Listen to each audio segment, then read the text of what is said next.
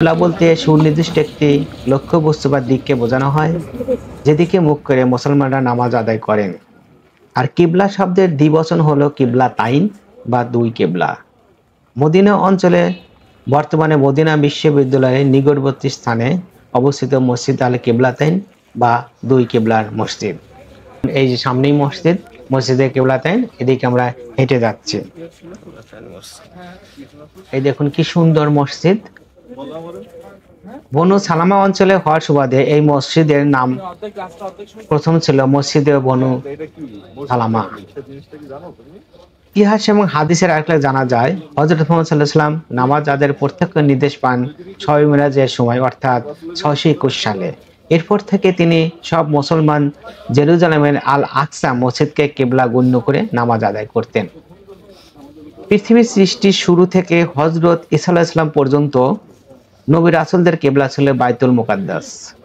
হযরত মুহাম্মদ সাল্লাল্লাহু আলাইহি ওয়াসাল্লাম ইসলামের সূচনা লগ্ন থেকে মদিনায় হিজরতে প্রায় 16 মাস পর্যন্ত বাইতুল মুকাদ্দাসের দিকে মুখ করে নামাজ আদায় করেন।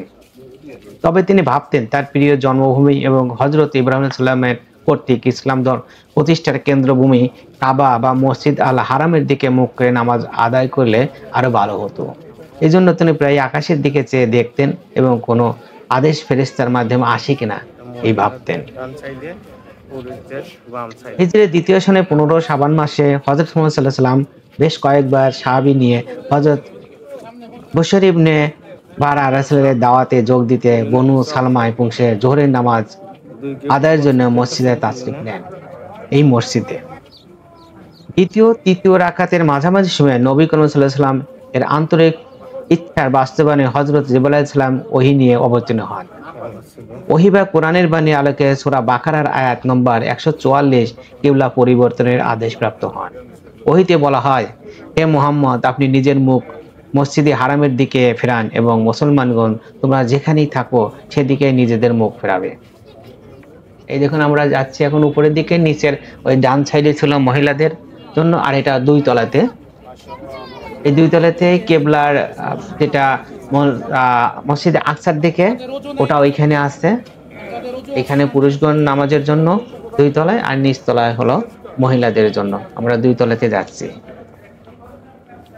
এটা আছে এদিকে, সামনের দিকে এটা হলো কিবলা পরিবর্তনের আদেশ পাওয়ার নামাজরত ইমাম এবং অন্য মুসল্লির সঙ্গে সঙ্গে কিবলা পরিবর্তন করে মদিনার দক্ষিণে অবস্থিত, এই যে হাত দিয়ে দেখাচ্ছে আমরা এইখানেই, আমরা 2 রাকাত নামাজ পড়বো। ওইদিকে গেলে ওরা ভালো দেখতে পারবে, মাঝখানে গেলে মাঝখানের দিকে, এই সামনের দিকে এইটা, এই যে নামাজ পড়া, আর পিছনের এই সাইডে এই যে হুজুর দেখাচ্ছে যে দাঁড়িয়ে 2 রাকাত নামাজ পড়ে। এই আমার পিছনেই এইটা হলো এই যে মেহরাব, ওইটা হলো মসজিদ আকসার দিকে, আর এখন এটা আছে বাইতুল্লাহ বা কাবাগরের দিকে। আমাদের নামাজ পড়া শেষ হয়েছে, এখন একটু ভিতরে অংশগুলো দেখছি। পবিত্র কোরআনের এই বাণী জিবরাইল আলাইহিস সালামের মাধ্যমে যখন মসজিদে পৌঁছে, তখন মসজিদের মুসল্লিরা মদিনার উত্তরে অবস্থিত জেরুজালেমের দিকে মুখ করে নামাজ আদায় করছিলেন। এই যে মসজিদ, মদিনা থেকে মদিনার দক্ষিণ দিকে অবস্থিত কাবার দিকে মুখ করে অবশেষে নামাজ আদায় করেন মুসল্লিরা। এই ঘটনার পর থেকে মসজিদে পরিচিতি লাভ করে মসজিদ আল কিবলাতাইন বা দুই কিবলার মসজিদ হিসেবে। দীর্ঘদিন ধরে মসজিদটিতে 2টি মিহরাব ও ইমামতির জন্য বর্ধিত অংশ ছিল। পরে দ্বিতীয়তে নিচতলায় ওটা নেই, দ্বিতীয় তলাতে ওইটা নিদর্শন হিসেবে রেখে দেওয়া হয়েছে। মসজিদে কয়েকবার সংস্কার হয়েছে। এখন ভিতরে কি সুন্দর, অনেক সুন্দর। এই যে ওনা আমাদের সাথে,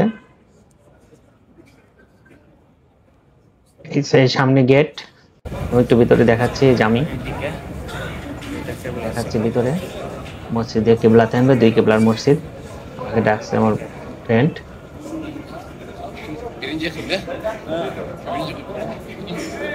এই যে পিছনে দেখা গেল। এখন আমরা মসজিদ থেকে বের হয়ে যাচ্ছি। গেট থেকে বের হয়ে আর এদিকে যাচ্ছে মসজিদে কিবলাতাইন অন্য মসজিদে বৈশিষ্ট্যের অধিকারে, অনন্য বৈশিষ্ট্যের অধিকারী, যা অন্য কোনো মসজিদে নেই। নবী করিম সাল্লাল্লাহু আলাইহি ওয়াসাল্লামের যুগ থেকে দীর্ঘকাল পর্যন্ত মসজিদে 2টি মেহরাব তথা ইমামের দাঁড়ানোর স্থান ছিল, যার একটি বাইতুল মুকাদ্দাসমুখী, অন্যটি কাবামুখী।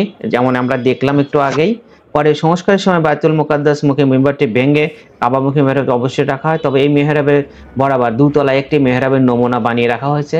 শুধু যেটা দেখলাম আমরা দুই তলায়, নিচতলায় কিন্তু মহিলারা নামাজ পড়ে, এই জন্য নিচের দুই তলার নিচতলার ওনারা দেখতে পান না, শুধু উপরে আমরা উপরে গিয়েছিলাম, ওইখান থেকে ওটা দেখা যায়।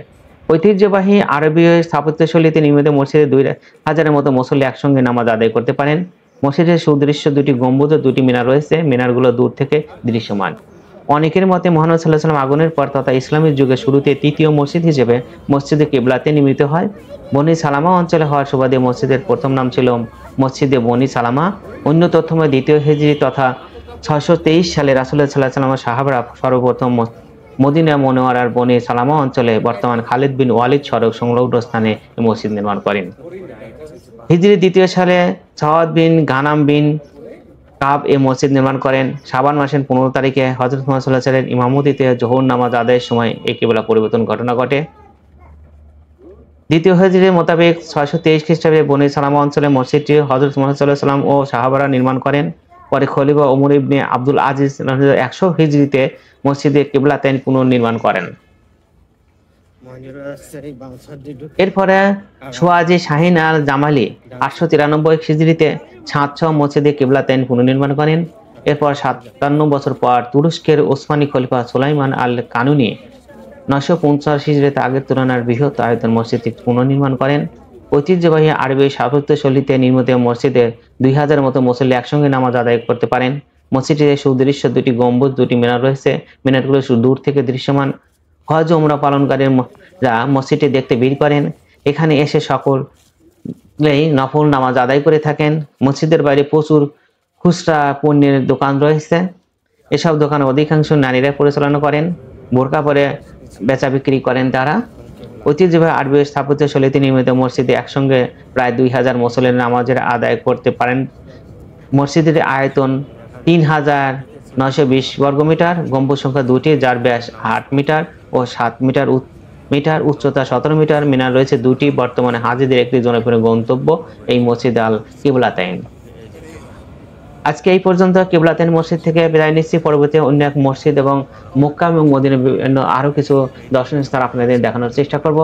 আজকে এই পর্যন্ত, আল্লাহ হাফেজ।